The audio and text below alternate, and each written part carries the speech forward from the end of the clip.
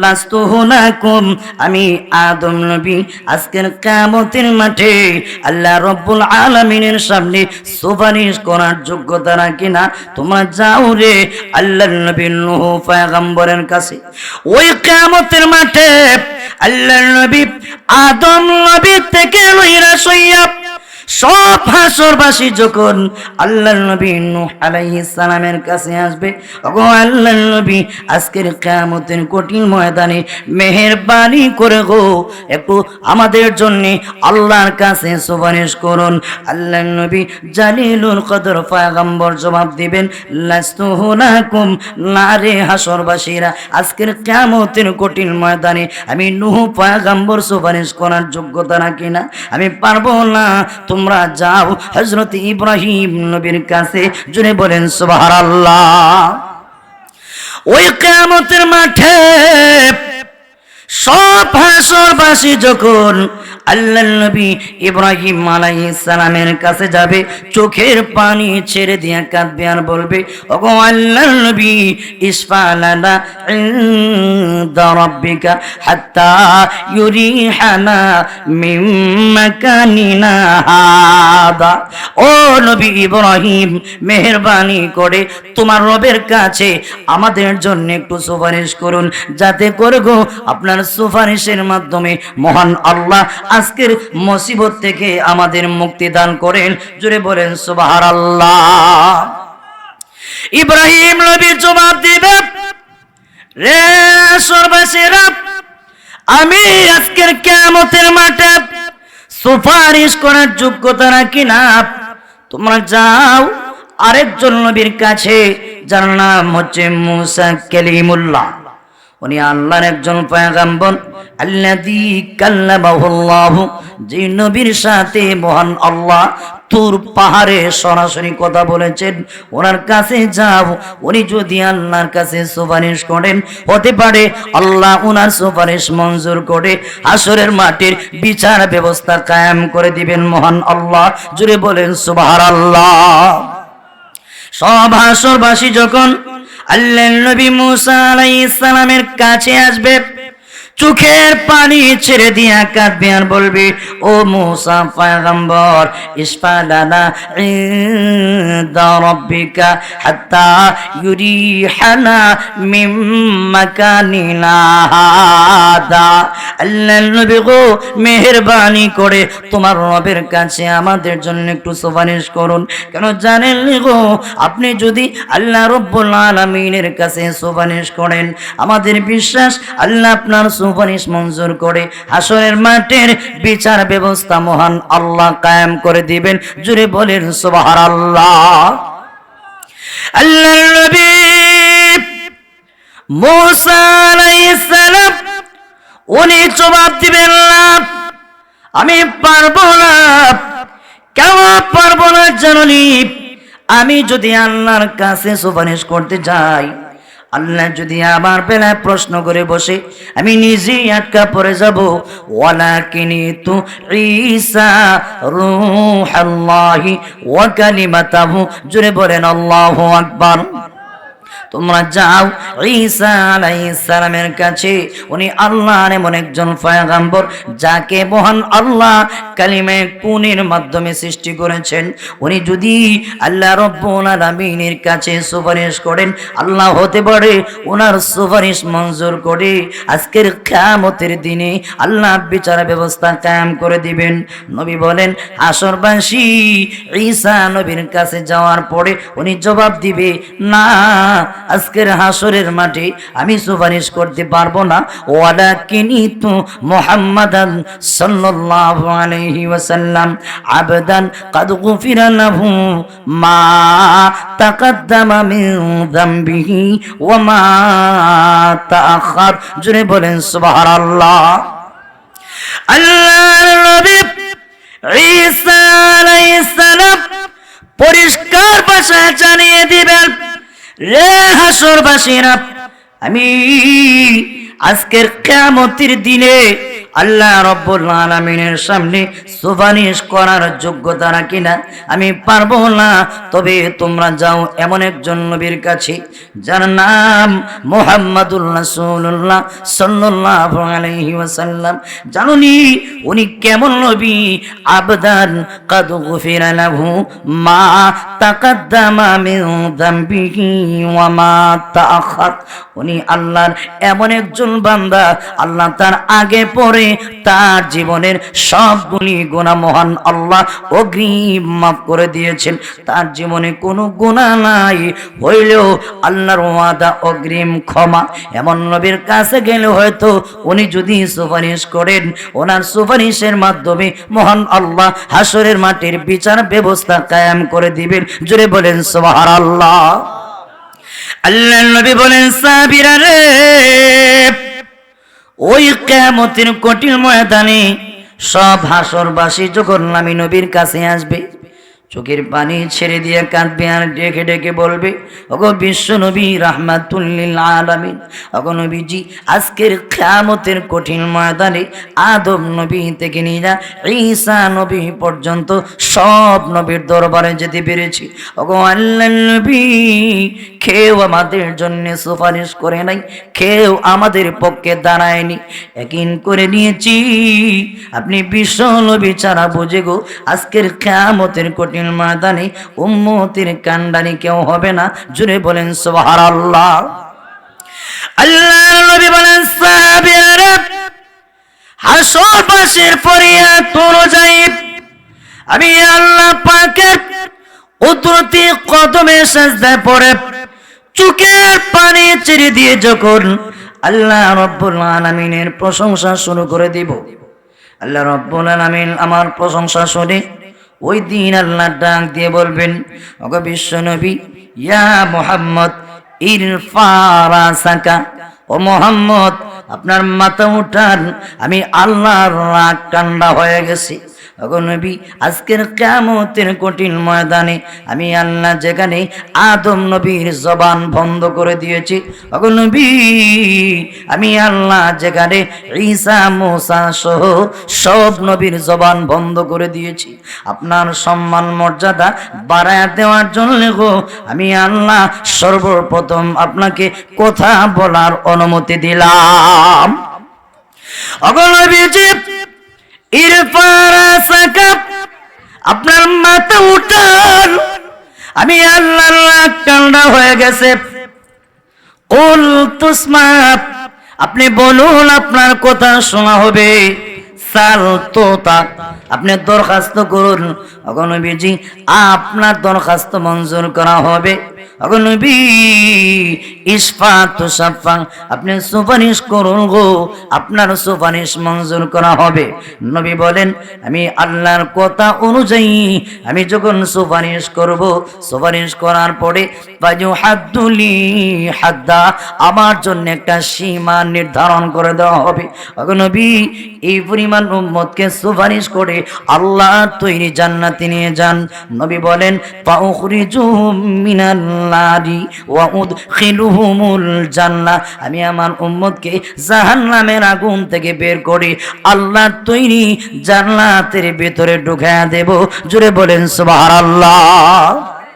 হাজরিনে কেরাম, নবীর সুপারিশের মাধ্যমে আল্লাহ পাক হাসরের মাটির বিচার ব্যবস্থা কায়েম করে উম্মতকে নাজাতের ব্যবস্থা আল্লাহ পাক করে দিবেন। জোরে বলেন সুবহানাল্লাহ। আল্লাহর নবী হযরত ইউসুফ আলাইহিস সালামকে জুলেখা লক্ষ্য করে ডাক দিয়ে বলে, আল্লাহর নবী গো, আমি আমার জীবনে কত যুবক দেখেছি, আপনার মতো এমন সুন্দর চোখওয়ালা যুবক আমি আমার জীবনে কোনোদিন দেখি নাই। আকর্ষণ করার জন্য কথাগুলি বলতেছে। আল্লাহর নবী ডেকে বলেন, ও জুলেখা, আমার চোখের প্রশংসা করে লাভ নাই, শুধু আমাকে কবরে রাখার পরে সর্বপ্রথম কবরের মাটি আমার চোখকে ফেলবে। ও জুলেখা, আমি যদি আমার নিজেকে জাহান্নামের আগুন থেকে রক্ষা না করতে পারি, এই চোখের কোনো মূল্য নাই। যেরকম ঠিক কিনা? এমনি আল্লাহর নবী ইউসুফ আলাইহিস সালামকে জুলেখা তখন ডাক দিয়ে বলে, ও ইউসুফ, জীবনে কত যুবক দেখেছি, তোমার মতো এমন সুন্দর চুলওয়ালা যুবক আমি আমার জীবনে কোনোদিন দেখি নাই। আল্লাহর নবী ডেকে বলেন, জুলেখা গো, আমার চুলের প্রশংসা করে লাভ নাই। কবরে রাখার পরে কবরের মাটি আমার চুল খেয়ে ফেলবে। ও জুলেখা, আমি আমার নিজেকে জাহান্নামের আগুন থেকে রক্ষা না করতে পারি, এই চুলের কোনো মূল্য নাই। এমনি ডেকে বলে, ও ইউসুফ, জীবনে কত যুবক দেখলাম, তোমার মতো এমন সুন্দর গালওয়ালা যুবক আমি আমার জীবনে কোনোদিন দেখি নাই। আল্লাহর নবী ইউসুফ আলাইহিস সালাম ডেকে বলেন, ও জুলেখা, আমার গালের প্রশংসা করে লাভ নাই। কবরে রাখার পরে এই গাল খেয়ে ফেলবে, আমি আমার জাহান্নামের আগুন থেকে রক্ষা না করতে পারলে এই গালের কোনো মূল্য নাই। হাজিরিনে কেরাম, এইভাবে যখন ফুসলানো শুরু করে দিয়েছে, আমার আল্লাহ কালামে হাকিমে জুলেখার আলোটা পরিষ্কার সুন্দর করে সূরা ইউসুফে তুলে ধরেছেন। জুড়ে বলেন সুবহানাল্লাহ। আল্লাহ রাব্বুল আলামিন বলেন, ওয়ারাওয়াদাতহুল্লাতী হুয়া ফী বাইতিহা ওয়া গাল্লাকাতিল আবওয়াব وقالت هيت لك قال معاذ الله। জোরে বলেন আল্লাহু আকবার। আল্লাহর নবী ইউসুফ আলাইহিস সালাম জুলেখার ঘরের মধ্যে অবস্থান করতেন। ওয়ারাওয়াদাতহুল্লাতী হুয়া ফী বাইতিহা, আল্লাহর নবী ইউসুফ আলাইহিস সালামকে তার কুমতলব চরিতার্থ করার জন্য জুলেখা তার কুমতলব চরিতার্থ করার জন্য আল্লাহর নবী ইউসুফ আলাইহিস সালামকে ফুসলাইছে। এখানে লক্ষ্য করে তাকায় দেখুন, আল্লাহ রাব্বুল আলামিন বলতে পারতেন ওয়ারাওয়াদাতহু জুলেখা, আল্লাহর নবী ইউসুফকে জুলেখা তার কুমতলব চরিতার্থ করার জন্য ফুসলাইছে। আল্লাহ এই কথা না বলে আল্লাহ বড় সুন্দর করে ডাক দিয়ে কয়, ওয়ারাওয়াদাতহুল্লাতী হুয়া ফী বাইতিহা আন নাফসিহি, আল্লাহর নবী ইউসুফ আলাইহিস সালামকে তার কুমতলব চরিতার্থ করার জন্য জুলেখা ফুসলাইছে। ওই মহিলা ফুসলাইছে যার ঘরে ইউসুফ নবী থাকতেন। জোরে বলেন ঠিক কিনা?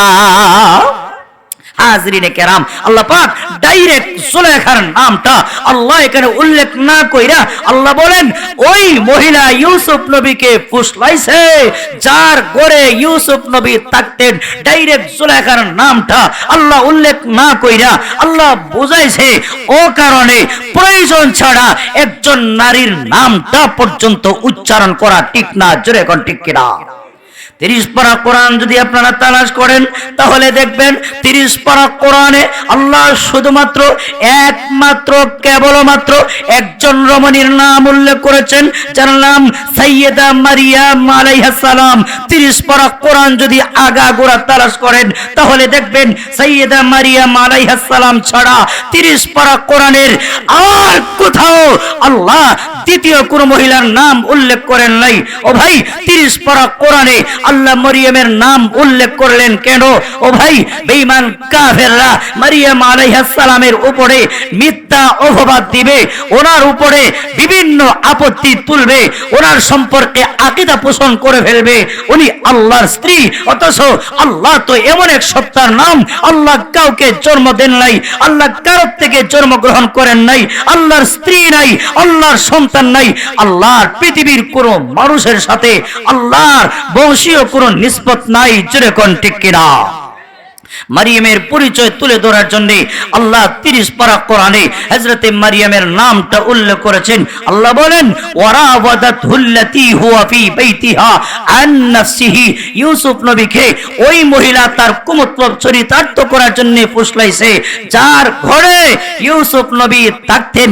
যেই মাত্র ওনার উপর আক্রমণ করার ইচ্ছা করেছে আর ডাক দিয়ে কয়, হাই তালাক ইউসুফ, আসো আসো। আল্লাহর নবী ইউসুফ জবাব দে, মাআযাল্লাহ। জোরে বলেন সুবহানাল্লাহ। না রে জুলেখা, ইল্লাল্লাহ। জোরে বলেন আল্লাহু আকবার। আল্লাহর নবী ইউসুফ আলাইহিস সালাম জুলেখাকে লক্ষ্য করে ডাক দিয়ে বলেন, ওগো জুলেখা, যে কাজের প্রতি তুমি আমাকে আহ্বান করো, আমি এই কাজ করা আমার পক্ষে সম্ভব না। জুলেখা গো, আমি আমার আল্লাহর কাছে পানা চাই। জোরে বলেন সুবহানাল্লাহ। ভাইরা আমার, বুখারী শরীফের বর্ণনা আছে, আল্লাহর নবী বিশ্ব নবী রাহমাতুল লিল আলামিন বলেন, ওই কিয়ামতের কঠিন ময়দানে আল্লাহ পাক সাতদল মানুষকে আরশে আজিমের ছায়ার নিচে জায়গা দিবেন।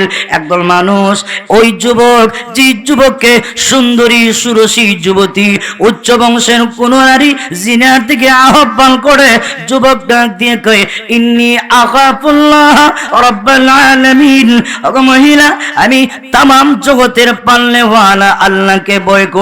যে যুবক আল্লাহর ভয়ে গুনাহ থেকে নিজেকে হেফাজত করলো, ওই কিয়ামতের কঠিন ময়দানে মহান আল্লাহ ওই যুবককে তার আরশে আজিমের ছায়ার নিচে জায়গা করে দিবেন। জোরে আওয়াজ দিয়ে বলুন সুবহানাল্লাহ।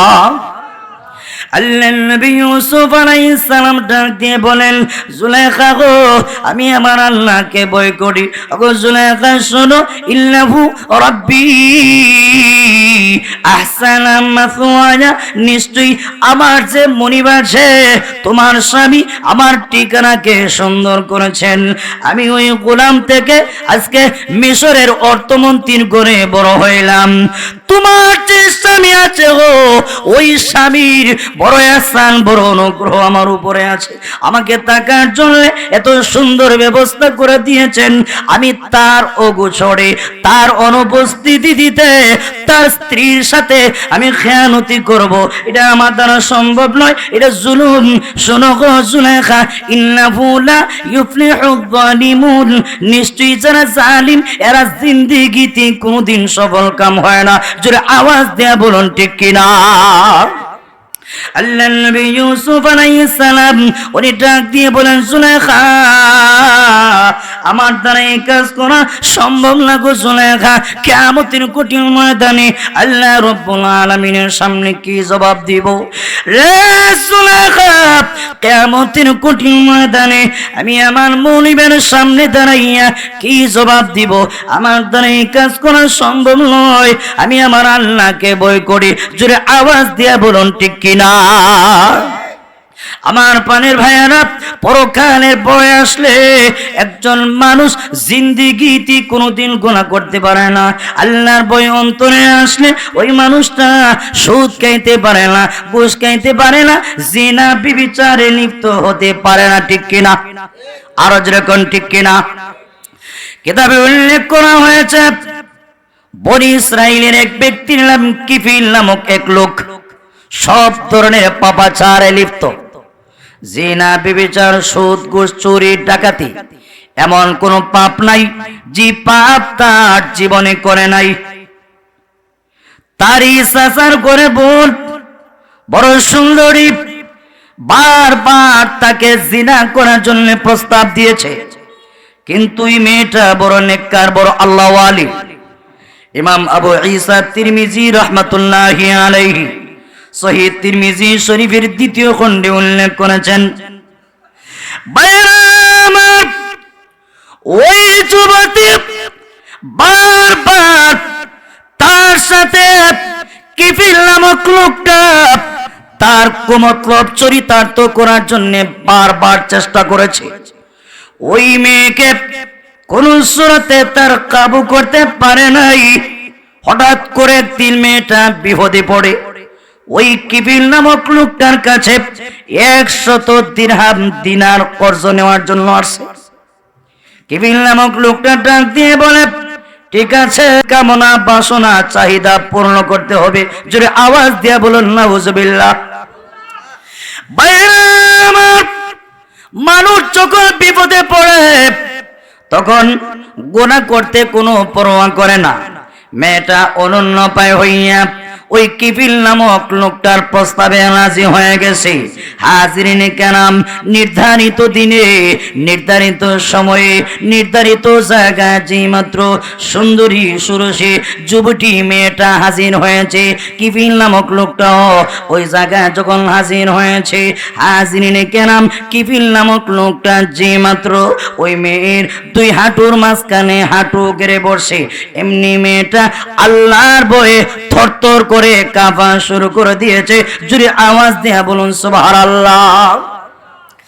যে মাত্র মেয়েটা থরথর করে কাঁপা শুরু করে দিয়েছে, এমনি কিফিল নামক লোকটা ডাক দিয়ে বলে, বোন রে, চাহিদা শুধু একা আমার না, আমার যেরকম চাহিদা আছে তোমারও তো চাহিদা আছে। আমি যেরকম যুবক তুমিও তো সেরকম যুবতী, এরপরও এইভাবে কেন থরথর করে কাঁপা শুরু করে দিয়েছো?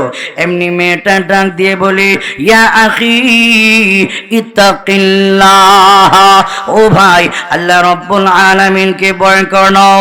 রে যুবক, কিয়ামতের কঠিন ময়দানে আল্লাহর সামনে দাঁড়ায়া জবাবদিহি করতে হবে। যুবক রে, একদিন তুমি মরবা, আমিও মরব। তোমার মতো কত যুবক আজকে দুনিয়াতে নাই, আমার মতো কত যুবতী আজকে পৃথিবী থেকে বিদায় হইয়া চলে গিয়েছে। এই কাজ যদি করো, কিয়ামতের কঠিন ময়দানে আল্লাহ রাব্বুল আলামিনের সামনে কি জবাব দিবা? মেয়েটা কান্দে আর কয়, আল্লাহ, আমি বিপদে পড়ে কিফিল নামক লোকটার দরবারে হাজির হয়েছিলাম।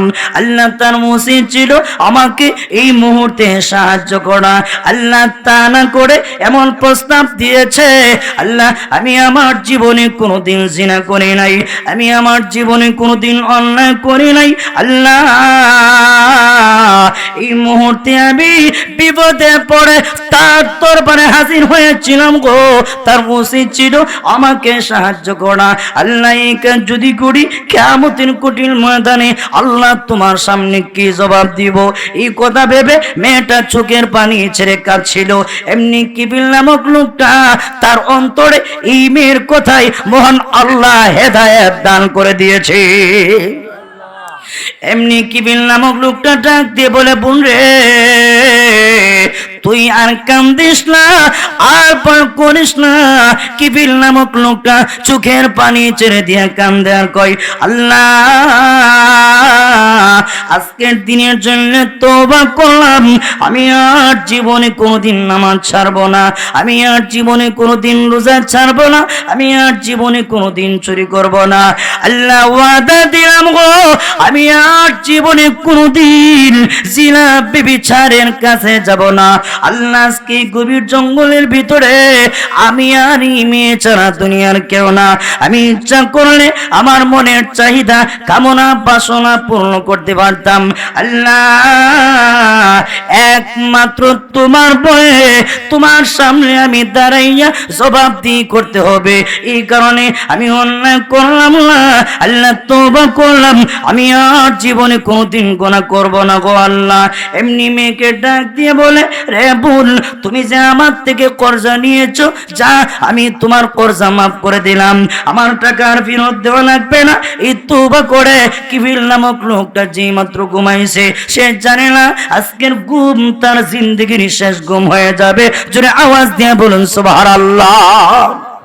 ভাইরা আমার, লোকটা যে মাত্র ঘুমাইছে, আল্লাহ পাক আজরাইল আলাইহিস সালামকে ডাক দিয়ে বলেন, ও আজরাইল, আর দেরি করো না, কিফিল নামক লোকটার জান কবজ করে নিয়ে আসো। ও ভাই, আজরাইল আলাইহিস সালাম জান কবজ করে নিয়েছে, কিন্তু একটা কাহিনী ঘটাইছে। বনি ইসরাইলের মধ্যে একটা সিস্টেম, একটা প্রথা ছিল, কেউ যদি রাত্রিবেলা কোনো নেক কাজ করত, ফেরেশতারা দরজায় লেখা আসতো, আজকের রজনীতে অমুকে এমন এমন নেক কাজ করেছে।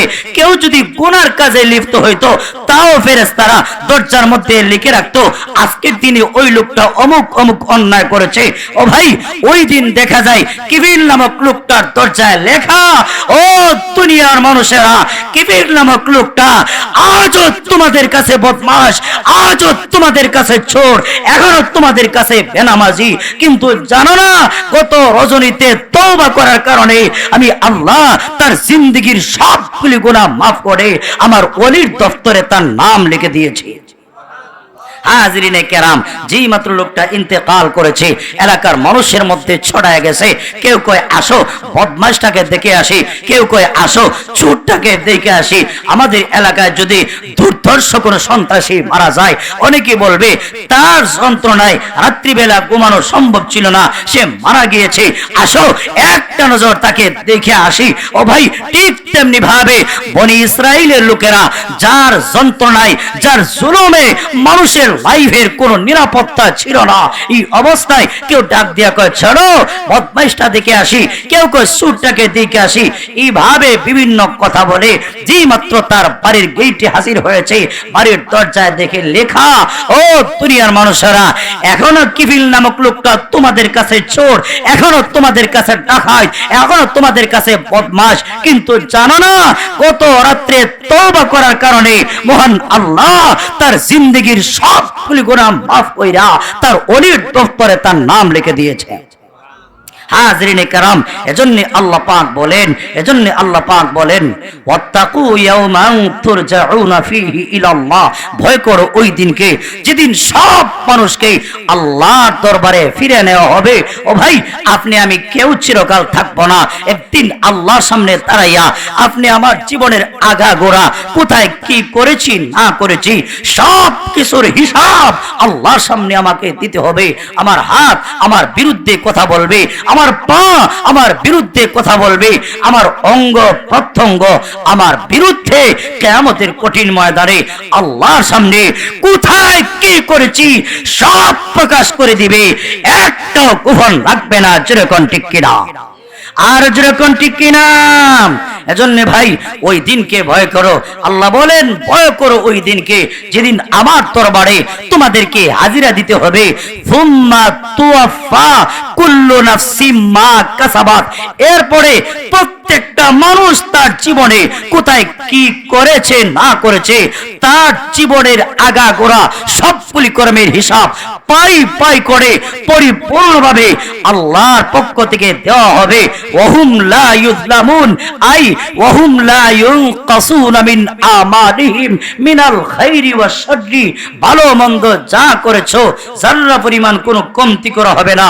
যার জীবনে একটা নেকি বেশি হবে তিনি চিরকালের জন্য জান্নাতি হবেন, যার জীবনে একটা গুনাহ বেশি হবে উনি জাহান্নামী হবেন। ও ভাই, যার জীবনের নেকি এবং বদি সমান উনি জান্নাতীও না জাহান্নামীও না। জান্নাত এবং জাহান্নামের মাঝখানে মানজিলাতুম বাইনাল মানজিলাতাইন, দুই মঞ্জিলের মাঝখানে একটা মঞ্জিল, একটা জায়গা যার নাম হবে আরাফ। এই আরাফ নামক জায়গাটা জান্নাতের তুলনায় এটা কষ্টের জায়গা, জাহান্নামের তুলনায় আরামের জায়গা। ও ভাই, এজন্য কিয়ামতের মাঠে প্রস্তুতি নেওয়ার আগে আগে দুনিয়াতে আমাদেরকে প্রস্তুতি নেওয়ার দরকার আছে কিনা নাই? আরো যেরকম আছে কিনা নাই? ওই কিয়ামতের কঠিন ময়দানের ভয় আল্লাহ দেখিয়েছেন। ও ভাই, যদি ওই দিনের ভয় অন্তরে নিয়ে আসতে পারি আমার পক্ষে সব ধরনের পাপাচার থেকে মুক্ত হইয়া আল্লাহর গোলামি করা আপনি আমার পক্ষে সম্ভব। যেরকম ঠিক কিনা? আরো যেরকম ঠিক কিনা? ওই কিয়ামতের কঠিন ময়দানে ও ভাই কেউ কাউকে পরিচয় দিবে না, কেউ কাউকে চিনবে না। যেরকম ঠিক কিনা? ওই কিয়ামতের মাঠে কেউ কাউকে কোনো পরিচয় দিবে না। ওই কিয়ামতের মাঠে আত্মীয়তার কোনো বন্ধন থাকবে না। যেরকম ঠিক কিনা? আরো যেরকম ঠিক কিনা? আমার মাত আপনারা বুঝেননি, আমার ভাষা বুঝেননি, তাহলে হা না জবাব দিয়েন। আল্লাহ রাব্বুল আলামিন বলেন ফালা আনসাবা বাইনাহুম, জোরে বলেন আল্লাহু আকবার। রে দুনিয়ার মানুষেরা, ফালা আনসাবা বাইনাহুম, ওই কিয়ামতের মাঠে আল্লাহ রাব্বুল আলামিন বলেন মানুষের মধ্যে আত্মীয়তার কোনো নিসবত থাকবে না, আত্মীয়তার কোনো বন্ধন থাকবে না, কেউ কাউকে পরিচয় দিবে না। ওই কিয়ামতের মাঠে মা তার মেয়ের পরিচয় দিবে না, বাপ তার ছেলের পরিচয় দিবে না, ভাই তার ভাইয়ের পরিচয় দিবে না। ওই কিয়ামতের কঠিন ময়দানে বন্ধু বন্ধুর পরিচয় দিবে না। লিকুল্লি ইমরিইম মিনহুম ইয়াউমাইযিন শানুন ইউগনিহি, প্রত্যেকটা মানুষের ওই কিয়ামতের কঠিন ময়দানে এমন একটা অবস্থা হবে যে অবস্থায় সব কিছু থেকে তাকে একদম বেনিয়াস করে রাখবে, নিজেকে নিয়ে টেনশনে থাকবে, নিজের ফিকির নিয়ে থাকবে। সূর্য একদম মাথার কাছে, নিচের জমিনটা হবে তামার জমিন। ও ভাই, সব হাসরবাসী আল্লাহর পয়গম্বর আদম নবীর কাছে গিয়ে সুপারিশ করার জন্য দরখাস্ত করবে। আদম নবী জবাব দিবেন, না লাস্তু হুনাকুম, আজকের কিয়ামতের কঠিন ময়দানে আমি আদম সুপারিশ করার যোগ্যতা রাখি না। সুবহানাল্লাহ। ওই কিয়ামতের মাঠে আল্লাহর নবী আদম আলাইহিস সালাম ওনার দরবারে চলে যাবে, উনি জানিয়ে দিবেন, রে উম্মতেরা, আজকের কিয়ামতের কঠিন ময়দানে আল্লাহ রাব্বুল আলামিন মহারাগে রাগান্বিত। সুতরাং লাস্তু হুনাকুম, আমি আদম নবী আজকের কিয়ামতের মাঠে আল্লাহ রাব্বুল আলামিনের সামনে সুপারিশ করার যোগ্যতা রাখি না। তোমরা যাও রে আল্লাহর নবী নূহ পয়গম্বরের কাছে। ওই কিয়ামতের মাঠে আল্লাহর নবী আদম নবী থেকে লইরা সইয়া সব হাসরবাসী যখন আল্লাহর নবী নূহ আলাইহিস সালামের কাছে আসবে, ওগো আল্লাহর নবী, আজকের কিয়ামতের কঠিন ময়দানে মেহেরবানি করে গো একটু আমাদের জন্য আল্লাহর কাছে সুপারিশ করুন।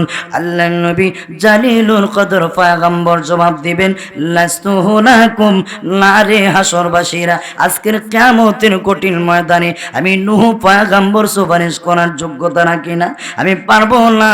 তোমরা যাও হযরত ইব্রাহিম নবীর কাছে। জুড়ে বলেন সুবহানাল্লাহ।